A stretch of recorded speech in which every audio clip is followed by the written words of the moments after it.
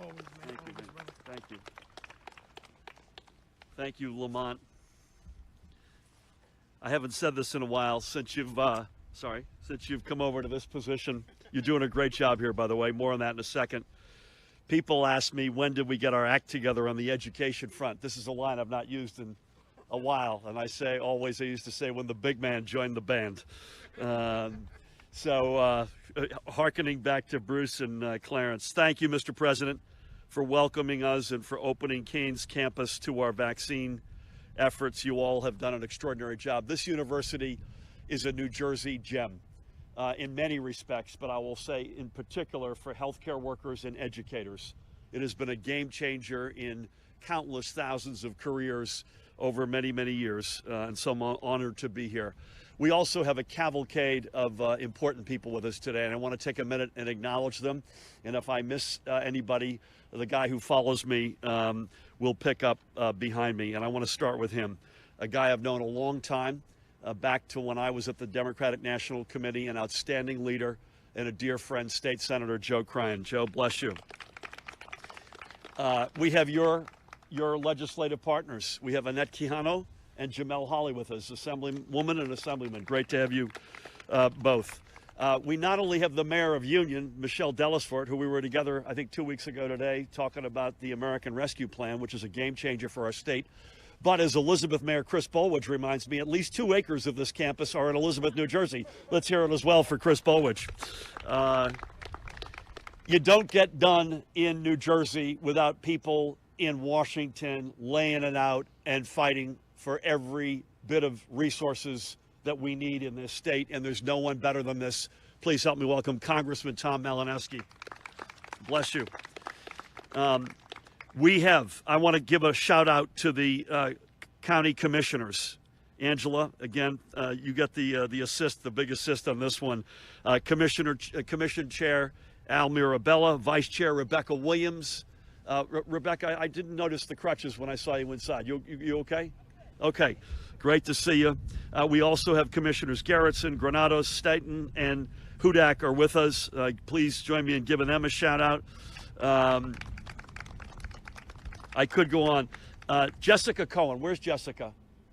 Jessica gave us the tour. She's running the show here.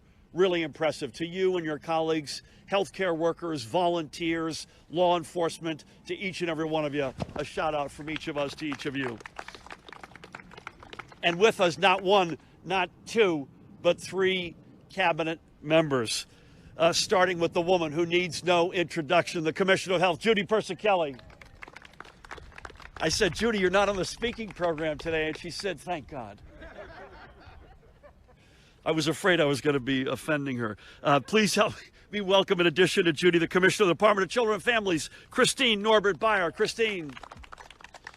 And our acting Human Services Commissioner doing a great job, Sarah Edelman. Sarah, great to have you.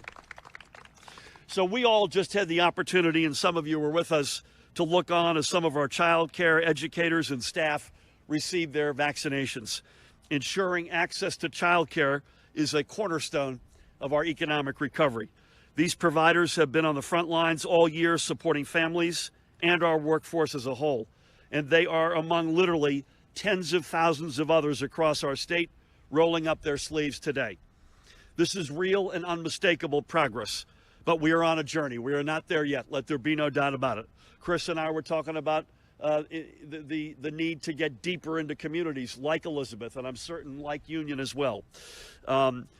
We are already averaging several 100,000 shots a week, and starting next week, we're going to see an increase in our federal allocation, which will allow us to get even more shots into arms. As was noted by Judy on Wednesday, next week we're receiving 494,430 total doses. That's a nearly 20% increase week over week, and this is in the ballpark now of what we were expecting, and I think it only goes up from there. So this morning, as of this morning, so far, we have put 3,798,523 doses into the arms of New Jerseyans. 2,515,767 New Jerseyans have received at least one dose, and 1,357,829 New Jerseyans are now fully vaccinated. Either they've gotten their second dose or they've gotten the one J&J dose. And by the way, this is the bad news. We need every single one of those doses because today we're reporting another 5,884 additional positive, both PCR and antigen test results. The positivity rate for the PCR tests recorded on Monday, and there were 4,339 of them, was 8.06. As we predict, when you get out of Saturday and Sunday and you get to weekdays, it gets down into single digits. But Judy and any expert, and certainly myself, would not suggest that 8.06 is a level that we're comfortable with. It's better than the weekend, but not acceptable. Rate of transmission currently 1.1. As of last night, our hospitals were treating 2,174 patients, 438 of whom were in intensive care, and 220 of whom were on a ventilator. Throughout the day yesterday, 314 new COVID patients were admitted to our hospitals, while 272 live patients were discharged, and our hospitals reported, these are not yet confirmed, 31 losses of life in the past 24 hours. And sadly, with the heaviest hearts, I must report another 28 confirmed COVID-19 deaths. That total now stands at an unfathomable 21,823, with an additional 2,535 probable deaths. Takes your breath away. So with all of this as backdrop, I will make a couple of announcements today on Judy's and my behalf. First, I am proud to announce that through our work with the Biden administration, FEMA will be setting up a federally run pilot community vaccination center at the New Jersey Institute of Technology in Newark beginning Monday morning. This site will be staffed and stocked to administer, when it's fully up and running, 6,000 doses a day, 7 days a week, and will focus on ensuring vaccine equity and reaching deep into communities with higher risks of virus exposure and infection. These 42,000 weekly doses will be above and beyond our state allocation. We will have more information forthcoming on this partnership. Again, it begins on Monday. It will ramp up, not on Monday, but over the next number of days to 6,000 a day, and it will be in place for at least 8 weeks. More details to come. So given this news, the fact that we are on course for more vaccine doses, and our knowledge that the vaccination infrastructure we have built is ready, today I am also proud to announce the next expansion of vaccine eligibility, which will take place beginning on Monday, April 5th. Remember, there's a whole group of folks who are going to be eligible this coming Monday, March 29th, including essential retail workers, longshoremen and women, and other groups. But as of April 5th, so a week from Monday, all New Jerseyans age 55 and over will be eligible for vaccination. That includes, by the way, my wife and me. And I'm going to make my vaccine appointment, as will she, through the same process that millions of New Jerseyans have done for theirs. All individuals with intellectual and developmental disabilities will also be made eligible. Through a partnership between the Departments of Health and Human Services, we have vaccinated residents and staff at our state developmental centers and group homes. This expansion on April 5th will bring all individuals, regardless of where they reside, with intellectual or developmental disabilities, age 16 and over, they will be eligible. Additionally, we will be moving to the next tier of essential workers based on their employment sector. As we're at Keene University, I should start by saying we will announce that this expansion will include all educators and staff at our institutions of higher education. This expansion will also cover all librarians and staff at municipal and county and state libraries. Also included in this April 5th expansion are workers in the retail financial sector. And we know this is important for all customer-facing workers especially. The same will go for workers at laundromats and dry cleaning businesses. We will also open eligibility for all in the building and home services industries, including construction workers, code officials, plumbers, electricians, HVAC technicians, and property management and maintenance workers. Those who work in communication infrastructure and IT, in the public utility sector, and all sanitation workers will also be made eligible. And to our friends in the media, you will be included in this expansion for April 5th, regardless of the tough questions you ask me. Although I should hold that out here until the end of this press availability.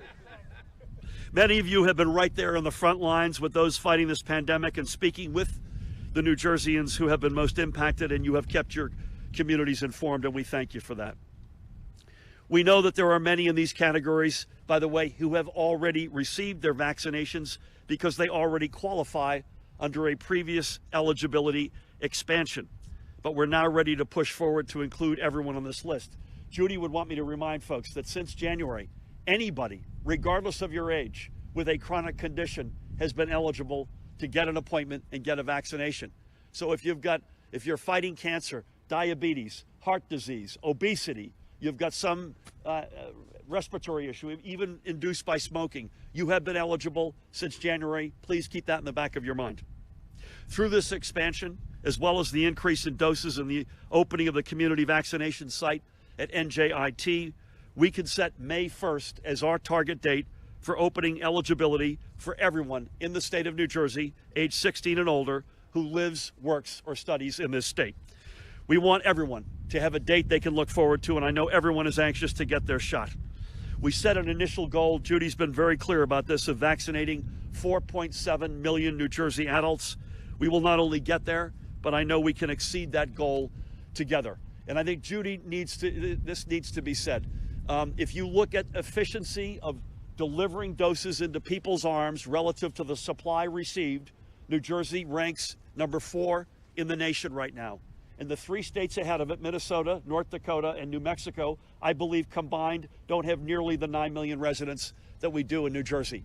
This hasn't been a straight line, and for folks out there who are still trying to get an appointment and you're anxious, we don't blame you, we understand that. There is still a supply-demand imbalance, but that is going to go away.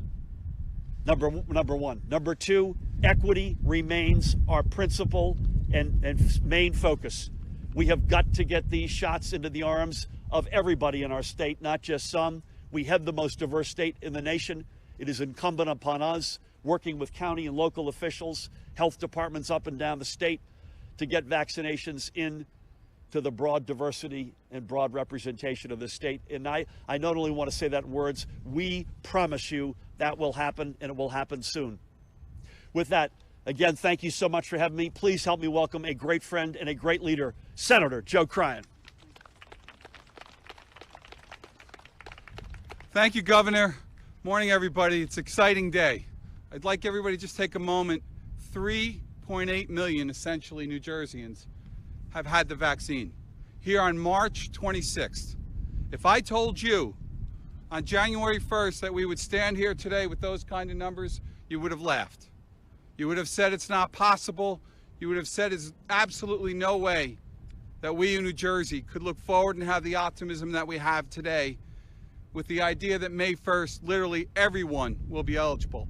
And Governor Murphy, I want to thank you for your leadership on that. You deserve a round of applause. Congratulations, Governor. Let's keep it going. Thank you. Judy, to the commissioners, thank you for your leadership, your undeniable leadership in this. Yes, there's work to be done, but there's an optimism that I don't think has been in the air here in New Jersey for a long time as we look forward to the recovery with those of us that can get vaccinated to have that opportunity to do so. And you know, Governor, we can do that because of the site that's here and so many like them. And I want to tell you that it's a new day here at Kean University. These black fence that you see outside, I think, used to be an artificial border. Today, it's an opening, welcoming sign of what can happen with new leadership and a new vision.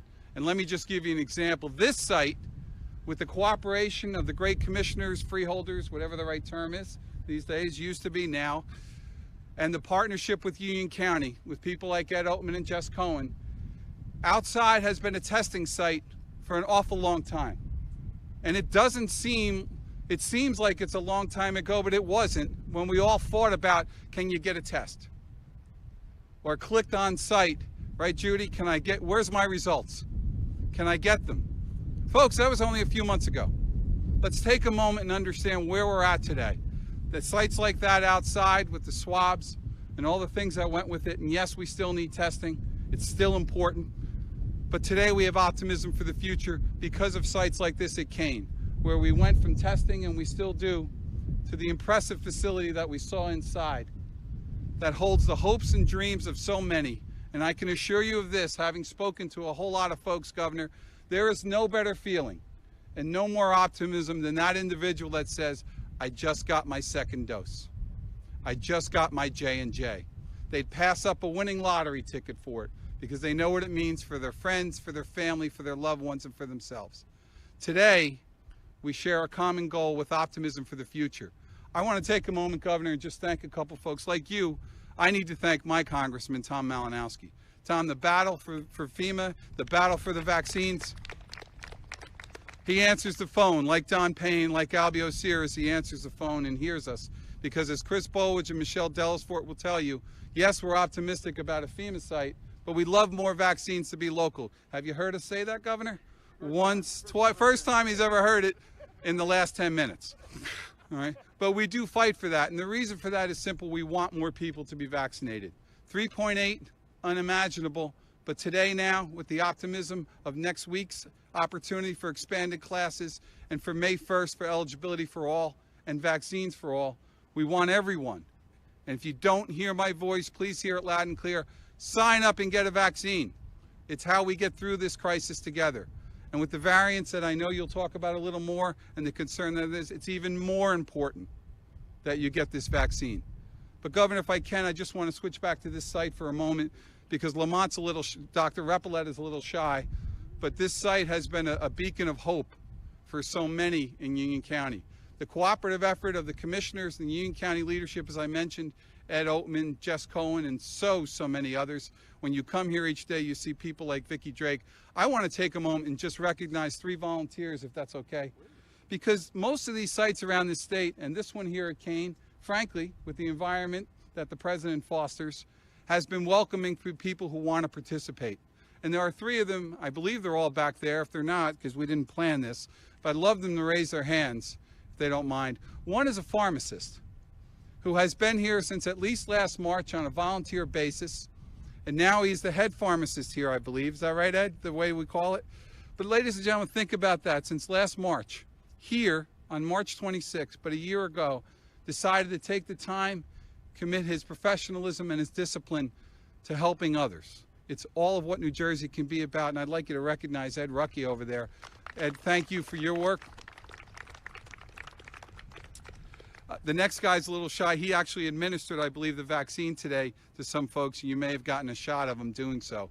He is the jack of all trades here. He was here for the testing, helped us set it up, right, Ernie? Helped organize it, helped do all the work with that. Today, he helps administer vaccines and make sure that this site is productive as can be. Ernie Hernandez. Ernie, thank you for all your work. And finally, because we look at volunteers and sometimes we ask, do the young people get involved enough? Are they part of the process and the solution? I'll tell you how welcoming Dr. Repollet is, because the next lady I'm about to introduce to you is a Rutgers student who's been on campus here each and every day, I believe, since November. She does an incredible work with the emergency work, and I'd like to recognize Janet Silva right over there. Janet, say hello. Juliana does incredible work, and I didn't say it loud enough, and I want to. Juliana Silva. Juliana, thank you for everything you do. And by the way, keep an eye on Rutgers next year at the NCAA tournament as well. All right.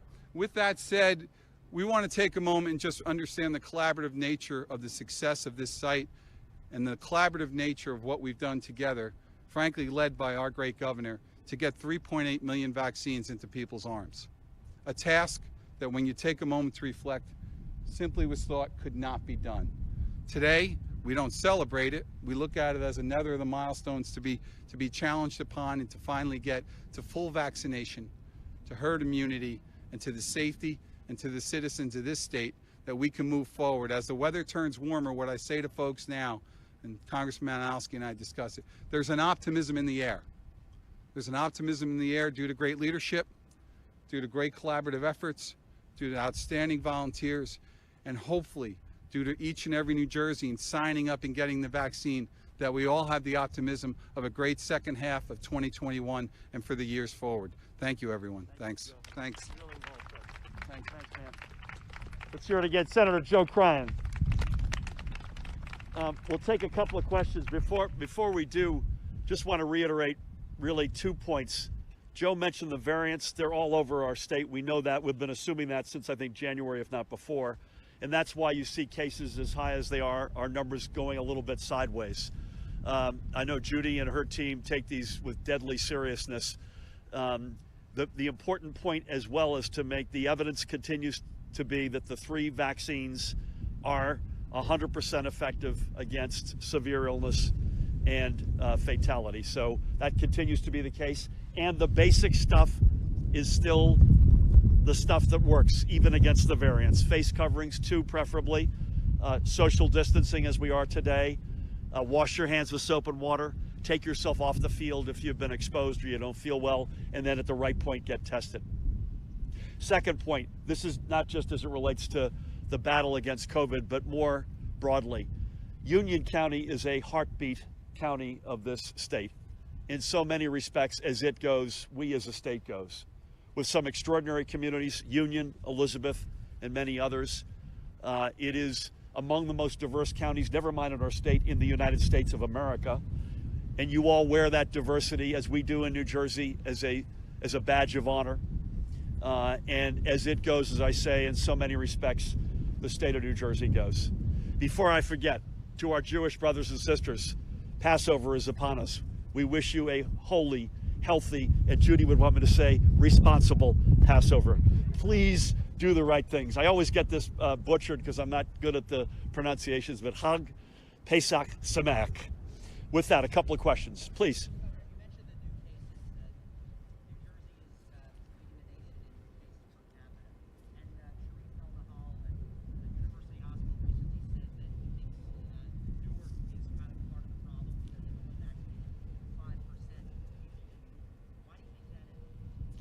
Listen, there's a lot of reasons, but let me tell you, we just didn't announce this FEMA site by accident.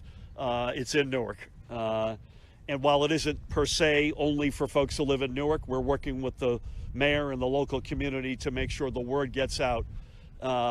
Listen, equity continues to be a huge challenge for us. Partly it's because the 2-dose vaccines, which hit us first, are really hard to manage and execute on. You have to, they're cold chain storage, either minus 20 degrees Celsius or minus 70, 21 or 28 days until your second shot. That's really hard. The J&J vaccine, and by the way, we haven't had enough doses from the feds. That's beginning to change, and the J&J vaccine is a game changer. Now, we've had probably of the 3.7 or 8 million doses that are in arms, I'll bet you 100,000, maybe a little bit more, Judy, or J&J, maybe 100, 150,000. That number is going to go up dramatically. And with that, we will get right at the equity. One other point, and we're obsessed with that. And we're obsessed that changes very soon, i.e. in the next, by the end of April. You may ask, and if you don't, I'll give you the answer in any event. You sign up, your eligibility means you sign up the way anyone else has been signing up. And for this FEMA site, it's the same stuff. The website, covid19.nj.gov/vaccine. The phone number is 855-568-0545. Operators have now made tens of thousands of appointments. They'll continue to do so. Anybody else? So, please.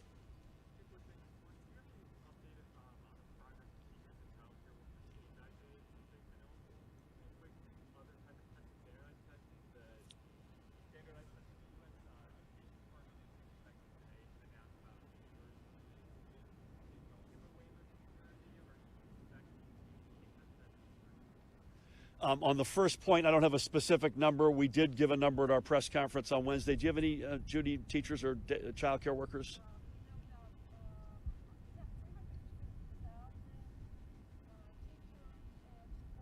Yep.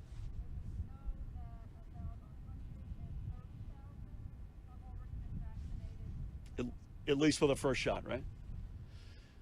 And we can come back to you. Alex, will you help me come back, or Dan?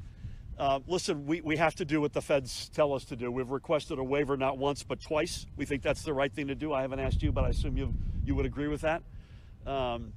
When you measure kids' progress, you've got to measure it in some context, and we've had a hard time with the context. Having said that, I don't want to preempt what the feds are going to say or what we'll do in response, but we'll do at the end of the day. So United States of America, we'll do what we're told. Thank you all so much. Please, yeah, one more. Yes.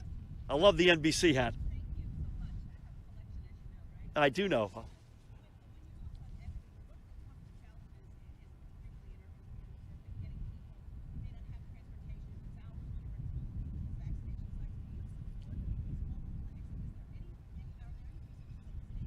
Yeah. Not only do we support them, but we're sponsoring them. Do you want to come up and make a quick comment, Judy? The woman who needs no introduction, Judy Persicelli. Thank you. A couple of things.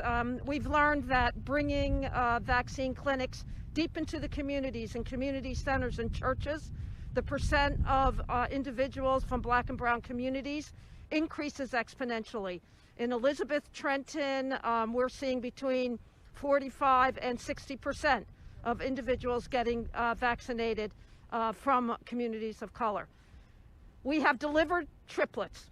They just arrived, 3 vans that will be outfitted with a full staff to go deep into communities and vaccinate individuals in about 3 weeks. So we're working with one of the major healthcare systems in New Jersey to license those vans as acute care centers, and we'll be ready to move with our triplets. So look forward to big blue vans going into the communities. We're going to put one out quickly for testing so people get used to seeing the vans, and I put about 3 weeks. I love it. The triplets will be All out. right, love that. Thank you for that. Judy, thanks for everything. So, Joe Cryan, bless you and thank you. Lamont Repollet, I miss you. You're doing great work. Congressman Tom Malinowski, thank you for everything. Annette Jamel, to the county commissioners, Mayor Dellisfort, Mayor Bolwage, to all the other healthcare workers, volunteers, law enforcement officers, thank you so much for hosting us so graciously. God bless you all. Happy Passover to our Jewish brothers and sisters. Stay safe. Keep doing the basics.